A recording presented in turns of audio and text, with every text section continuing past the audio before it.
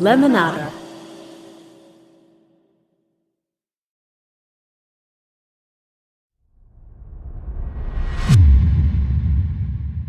This is Glenn Close. Yes, that Glenn Close.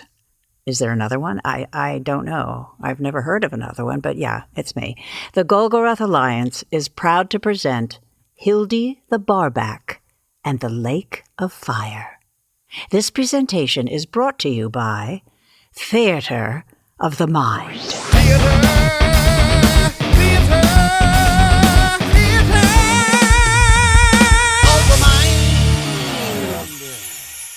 Before we begin Chapter 2, unless you're an idiot, you should have already enjoyed Chapter 1. Its ferocious intensity should be indelibly burned in your brain, bringing you to the precipice of enlightenment. Also, before you ask, we don't do recaps of previous episodes because recaps are stupid and play down to the audience. We would do recaps if someone paid us a lot of money to do them.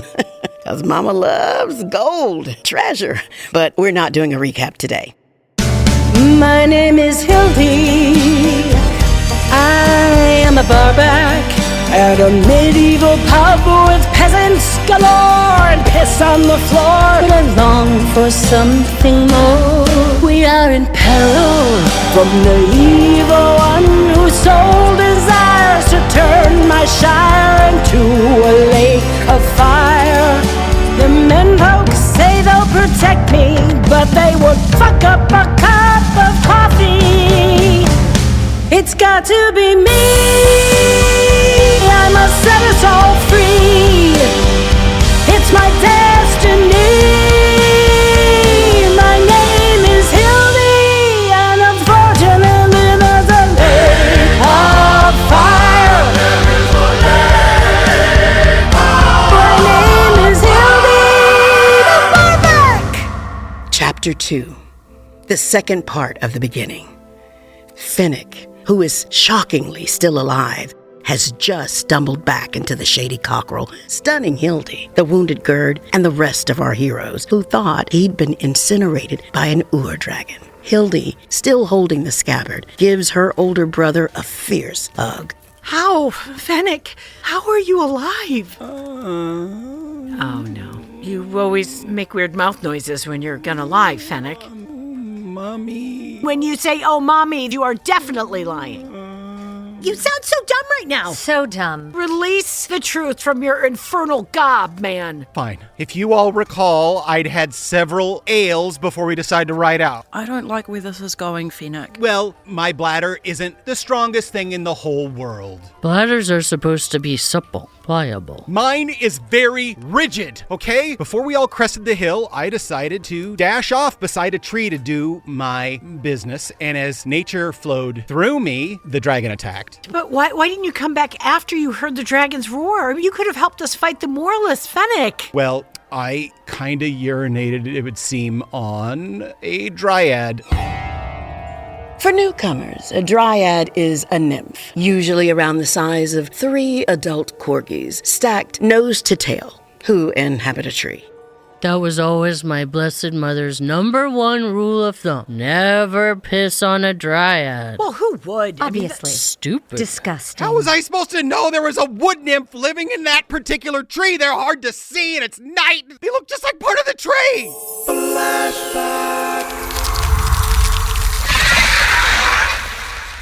What the? How dare you urinate on me with your disgusting urethra! I'm so sorry, Dryad. You look like part of the tree. So you're saying that it's okay to pee on my house? I didn't know it was your house. I didn't know it was your house. Stop it. Stop it. Now you're being immature. You're being immature. I said I'm sorry, okay? Well, that's not good enough, you stinky awful person. Do you know what I'm going to do, stinky awful person?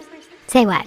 What? Stupid says what? What? You're stupid! You said what? I'm not following you. That's because I might have done that wrong.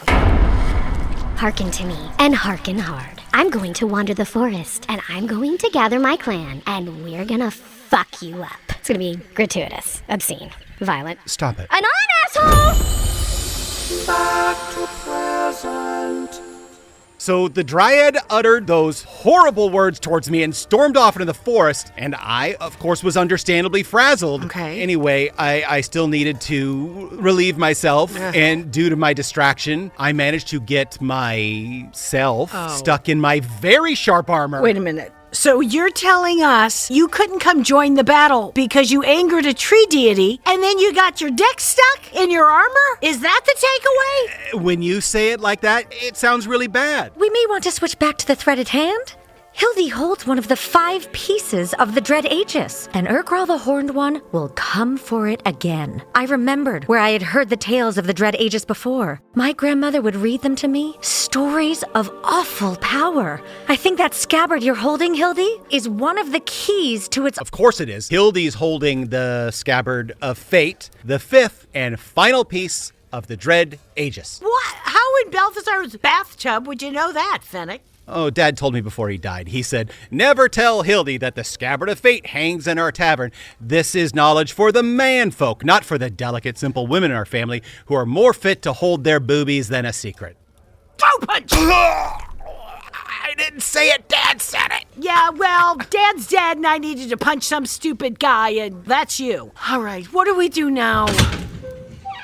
The town crier enters suddenly. He's an old, eccentric man in a threadbare cloak. He's a part-time sorcerer who may or may not be in love with a horse. Hear ye, hear ye! What do you do with one of the 5 pieces of the Dread Aegis, Hildy Hillsbury? What? Well, I'll tell you, so you don't have to guess, for I am Arnusius, the town crier. Hear ye, hear ye! Yeah, we heard you, Arnusius. It's wonderful to see you. We welcome your wisdom, good sir. I mean, you do tend to list a little to the crazy side, but you do have the gift of foresight.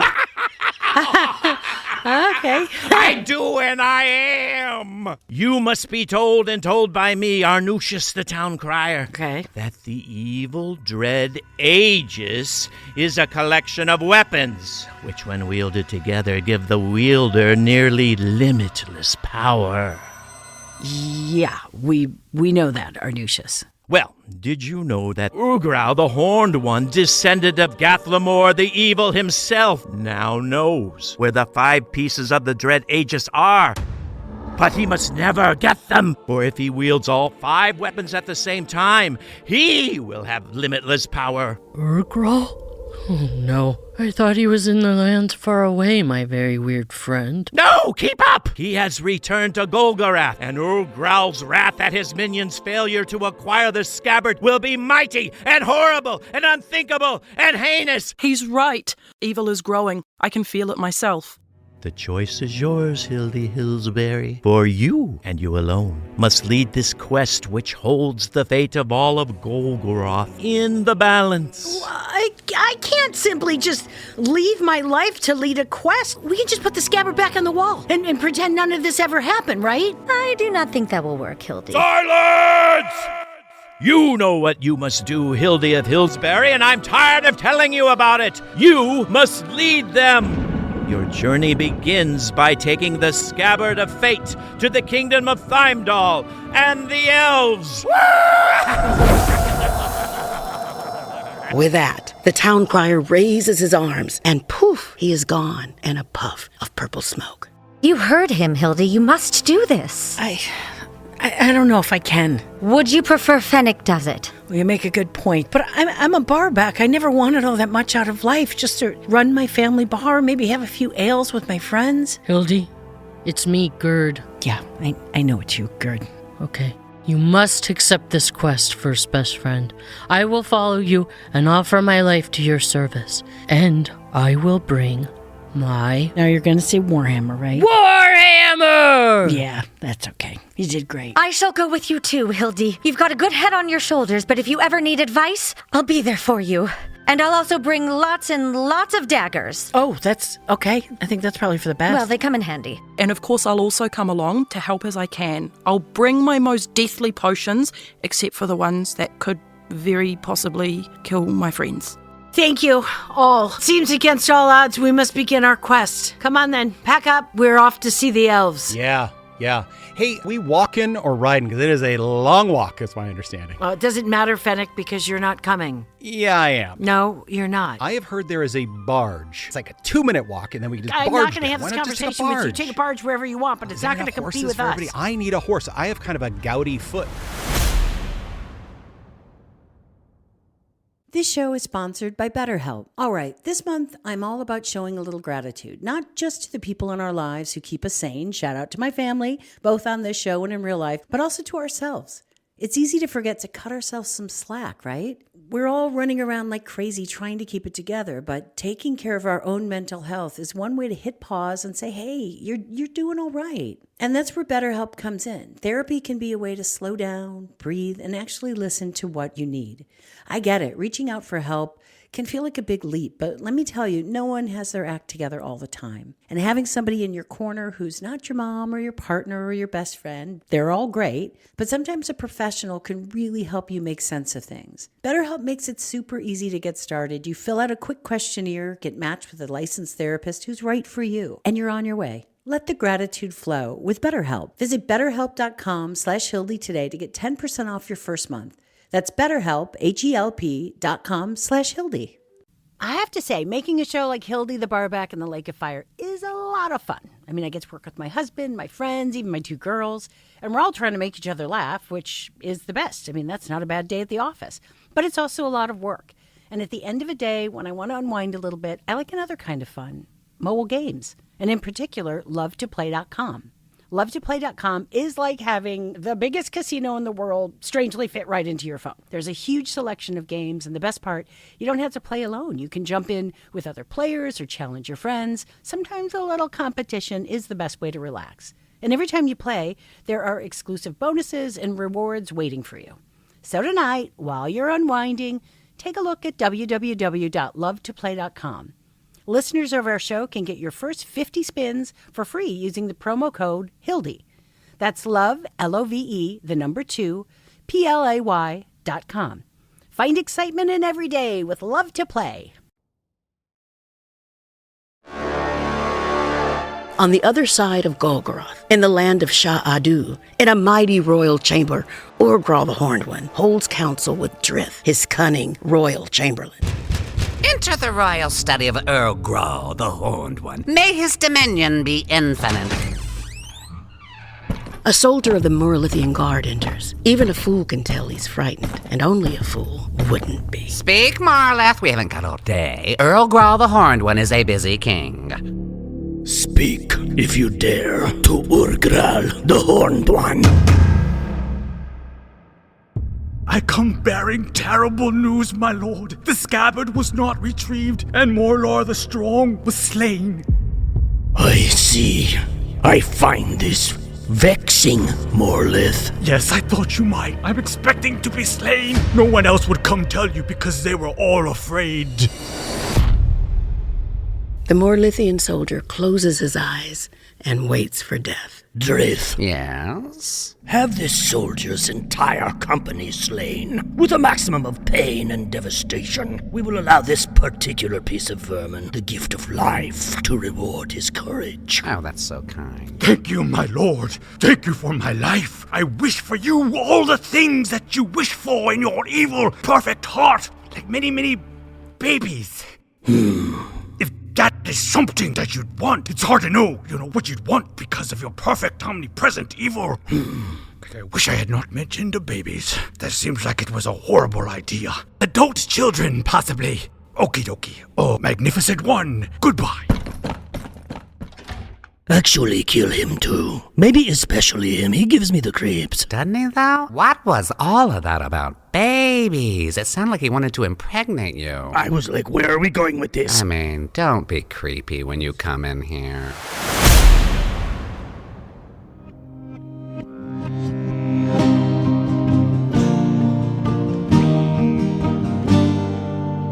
Meanwhile, our heroes, including Fennick, who has insisted on coming on the journey over the arguments of Hildy, march the high trails over the golden hills of Golgang that separate the village of Mirabelle from the beautiful kingdom of Theimdall. They have all their gear packed on 3 ponies, walking many miles as they seek the counsel from the lords Fryman and Thyman, the kings of the elves.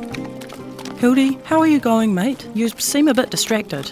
I'm fine, Mirabelle. I'm a bit nervous about leading our group on an incredibly difficult quest to fight true evil. What if somebody dies? Someone is going to die. That's what I wanted to talk to you about. You're cheering me up by telling me that, yes, definitely one of us is going to die? At least one. Yep. Sorry, but just so you know, it's an FYI. Wow, Mirabelle. How do I say what I want to say? Maybe don't coach kids, okay? Maybe there's still time to turn back.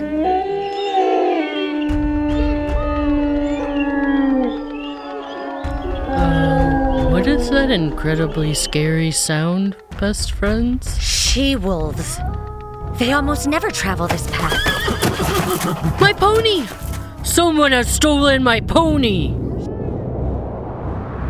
A cloud passes, and there on the hillside, under the light of a full Golgorathian moon, a pack of she-wolves, graceful and deadly as you please, approaches. At the head of the pack stands Ilsa, the Dryad. You might remember her from Fennick's unfortunate urination mishap. What ho! Tiny penis, motherfucker! That sack of shit right there is who we are going to tear to shreds. Oh, no. This she-wolves is the bastard who pissed on me. Ilsa the Dryad approaches Fennick. I told you what I was going to do, right? I was going to find some friends and fuck you up hard. Get ready to bleed from every place on your body that you don't want to bleed from. That's kind of everywhere, actually. Fennick, damn it all to the 6 hells! I'm sorry. Okay, surely we can reach some sort of accord, fair Dryad. My brother... This shitwick is your brother? Yeah, with no pride at all. I'm sorry to hear that. Yes. Well, I guess that means you need to die as well. Wait a minute. We're not close. She-wolf queen, you and your pack shall feast tonight. That's perfect. Flesh we must have for our feast. The buffet is open! And you know where I want you to start. With the bulls! Okay, everyone, swords up! You too, Fennick! Yeah, I was already doing it. You absolutely weren't doing it. Perhaps Samantha, my sword, shall save us all. Have you considered that? Your sword is named Samantha? Flesh! Fennick, they're still like 30 feet away. No one has ever battled with the she-wolves and lived to tell the tale. She-wolves on my howl. Attack! Oh! Wait, is that Perta? Yes, this is Perta. Wait, I'm sorry, the light is so low. Is that Urfta? Urfta Death Castle? Perta Bainbridge? Good to see you. It has been a minute, girl. You look amazing. Everyone, this is Perta.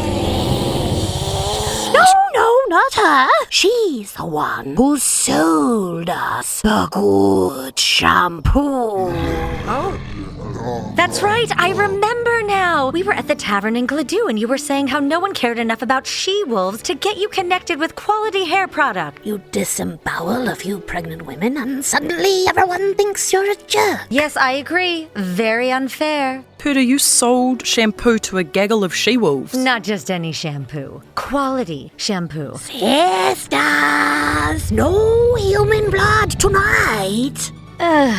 Fine. I'm gonna go to sleep in a tree, and I'm not going to get pissed on. But I promise you this, Fennel. I'm going to make your life a living hell from now on. If there's anything that ever annoys, irritates, or causes you pain, please know that it hath been done by me. You've made an enemy for life. And when your enemy is a tree deity, you're super fucked. Anon, asshole! She should really see her therapist. Through the kindness and former business dealings of Perta, our heroes now have a powerful escort to the kingdom of Thymdall. They are led straight to the elven castle Olaru by Urfta herself, queen of the she-wolves. They camp there for the night. In the morning, while Gerd and Mirabelle tend to Gerd's wounds in the elven hospicadia, Perta and Hildy seek the counsel of the kings. Hildy makes Fennick wait outside. Their gorgeous royal elven majesties, King Thymond and Fryman, welcome their guests and ask that they rise for the Elven National Anthem. Elves are the coolest, elves are fun. Name someone cooler you can't, there's no one to compare.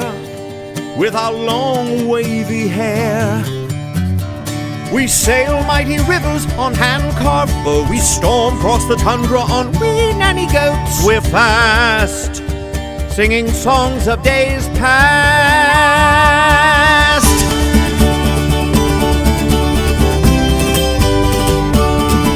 We stroll in the club like we're out of a fable. A hush in the crowd as we stand on the table and say, we'd like dry Chardonnay. We cast magic spells, we wear pretty clothes, but don't call us hobbit, we'll bite off your nose. You've been warned, your face will be mourned. We tell the best jokes, we brew the best vino. We love to make love and then drink Pellegrino. We're cool, that's our one golden rule. Elves are cool, so try not to drool. Thank you.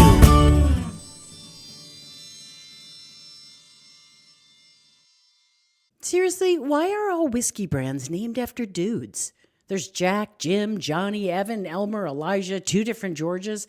I think it's time we make some room at the bar for Big Nose Kate, don't you? Ben and I love whiskey as much as the next people, but there's only one that we loved enough to get matching neck tattoos, and that means love. Big Nose Kate is an uncommonly delicious Western whiskey whose namesake was a real outlaw on the old frontier. Fun fact, Kate is best known as Doc Holliday's crime and life partner, but she was so much more than that. Fighter, lover, successful gambler, enterpriser. Kate was a character that we should have known more about, and now we do. Her spirit lives on in this spirit, a uniquely original blend of rye and single malt that has a smooth, rich flavor that's as bold as Kate herself. Ready for your next adventure? Head over to BigNoseKateWhiskey.com, enter promo code Hildy, and you get 20% off your first order.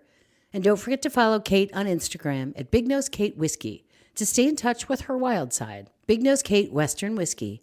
Deal me in. Big Nose Kate, we love this whiskey so much, we're not just creepy fans, we're creepy investors. Spark something uncommon this holiday season with incredible hand-picked gifts from Uncommon Goods.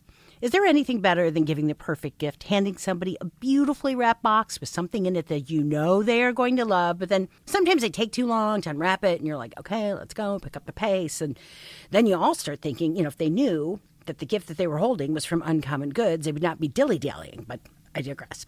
Because Uncommon Goods scours the globe for original, handmade, and absolutely remarkable things.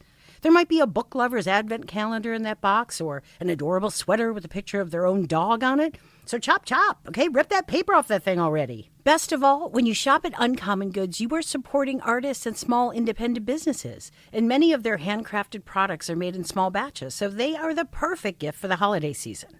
To get 15% off your next gift, go to uncommongoods.com/Hildy. That's uncommongoods.com/Hildy for 15% off. Don't miss out on this limited time offer. Uncommon Goods. We're all out of the ordinary. All hail King Thymond and King Frymond! You have guests to gaze upon with your royal visage, my beautiful lords. I forgot to mention, King Thymond and King Frymond are the most handsome elves in all of Golgoroth. Seeing the beauty of these handsome, tall elves put Hildy almost in a trance-like state. She's accustomed to ugly bar oafs, not sexy elves and tight-fitting royal mantles. Their ropes are indeed tight in all the right places. And I wouldn't kick them out of bed for eating possums. I do not believe that is a saying. It is now. Welcome, noble company. Myself and King Frymond are most happy to welcome you to our hallowed halls. Wow, thank you. Gorgeous kings. I didn't mean to say that out loud, but I did. It's yummy, yummy, yummy, yummy. So yummy. You know we can hear you. Well, I upped my ante. I do agree with you. We are so very yummy. Just spicy, salty, tangy. All the flavors. We run the gamut. Oh, I want it in my mouth. Oh, dear God. Hildy. Whew. I did not mean to say that out loud. No, we heard you. You want us in your mouth. I don't take it back. In my gob. Oh, I personally appreciate your candor. Though you look as though you've had a long journey. Your hair is dirty and you look especially tired. Oh, well, good news. I'm not that tired, if you get my meaning. I'm wide awake. I get it, yes. Happy to splash my bits, have a few ales, get to know each other. By the way, my name is Hildy, but you can really call me anything you want to call me. Hildy, we're on a quest. Remember the quest? Also, drinks? 'Tis the morning time. I never have a drink until the moon is beyond the stars of Shazil. Oh. Methinks you might have an alcohol problem. No, I do. And you never drink ale. Ale? Carbohydrations are far too plentiful in ale for me. Indeed. We're laughing. Yes, we're laughing together. Oh, I'm joining you in laughing. No. We are laughing. Us two. Just the two of us. No, just the males. The males here. Wait. Why are you touching my arm? Why are you not touching my arm, King Thigh Meat? It's King Thyman, not Thigh Meat. But it could be. You hear the words that I'm saying, if in the most effortlessly of sensual voices. I'm just saying that thigh meat's the best meat. Your breath is very hot. Thank you. Ooh. There's thigh meat for you right there. Ooh. Someone has been eating lots of hot garbage. I could be. Hildy, get it together, please. I find you a bit vexing, Hildy of the dirty blonde hair. I get it. Okay, now I get it. I understand what's happening here, which is great, but you gentlemen only like gentlemen. Well, we are a couple. And a very happy couple at that. We're intimate on all levels. Okay, so I had no chance here even before I walked in. Oh no, King Simon and I are polyamorous and pansexual. Which means that we shall sleep with almost everyone. Oh. Just not you. Not you. We would be quite interested in making powerful love with any of the rest of your party, though. Wait, I said I'd splash my bits, I'd take a bath, I'd hit water. Yeah. That's not going to help. I'm just going to move your face over here and look at the rest of your party. Can you get your hand off my face? My royal kings, I might have an extra 5 minutes if anyone would like to become insanely intimate in that amount of time. Ooh, my loins for Perta. Perta? Come on, get your mind out of the gutter. Right. We are here, oh great, beautiful kings, to speak of the Dread Aegis. With that, Perta and Hildy tell the story of the Morliths attacking Mirabelle and the scabbard of fate coming ever so close to falling into the wrong hands. So it is beginning. Hundreds of years before it was foretold, Ur-Grall is the greatest evil we shall face in our time. The board is set. The chess pieces are in place, and Ur-Grall has made 5 moves before we even knew that we had begun to play the game of chess. We know that Ur-Grall has the Sword of Power. You still have the scabbard. He's surely searching for it, as well as the Boots of Destiny, which are held by the giants in the mountainous country of Cormorant. I feel like I should be writing this down. And of course, he's missing the Gauntlet of Mind. How do you know he's missing that? Because we keep it right over there on the magical altar of Holy fuck! Where is it? Where's what? Look, King Fryman, the gauntlet is missing.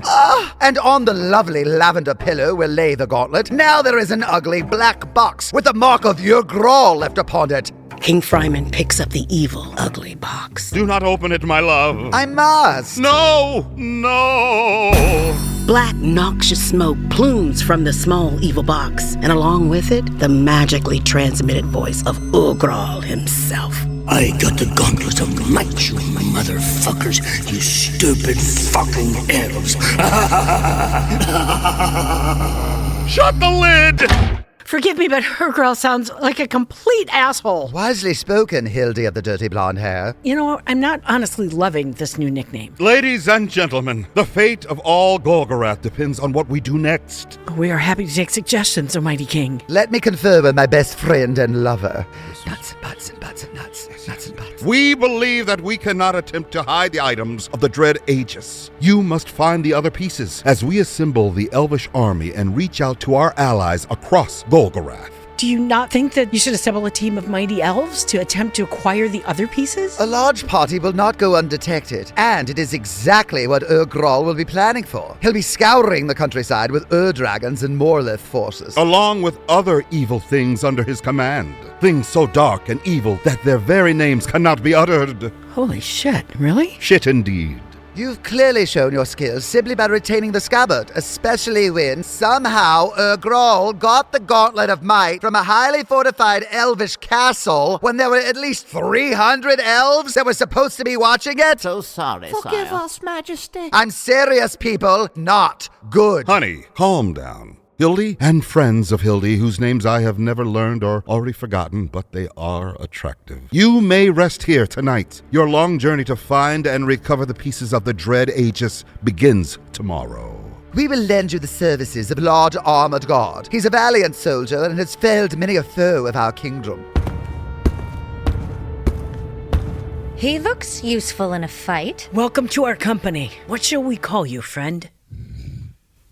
Okay. Your silence is extremely not creepy, good sir. We also offer you the services of one who has long served the elves. He is descended from centaurs. Behold, the chief advisor of the Centaur Kingdom, Otto Equestus the Centaur. By the gods, Perta, I have always wanted to meet a centaur. I've heard they are majestic beyond belief. Greetings, salutations, hellos. Oh, hi. Just give us a minute, buddy. We're here to meet a centaur, so. I am Otto of the Centaur Kingdom. That's me. What? That can't be right. You only have 2 legs, and they're just 2 normal-looking human legs. I mean, okay, when I'm a little closer from the knee down, they're a little more horsey, but what? Are those toes on your hooves? Indeed, it's a mix of toes and hooves. They are horse legs from the knee down. I'm what is known as a half-tar. Half-tar? That's so interesting.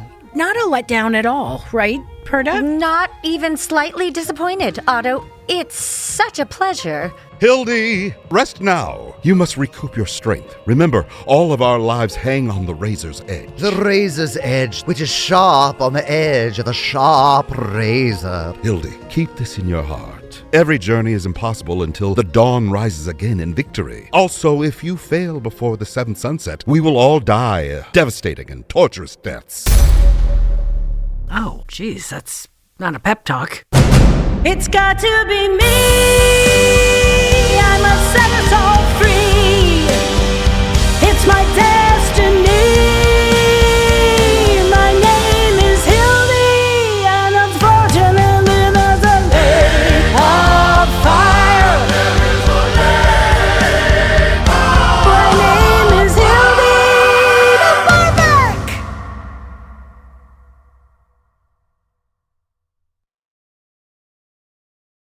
Why, hello there. This is your pal Sarah Silverman. You know, the stand-up comic that's not afraid of a diarrhea joke. Oh my God, I'm so brave.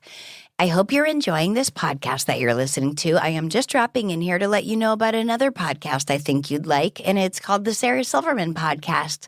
Each week, listeners from all over the world call in, and they ask me for advice, or they talk about something going on in their life, anything, their silliest, grossest, deepest, darkest situations, and then I respond, whether I'm qualified to or not.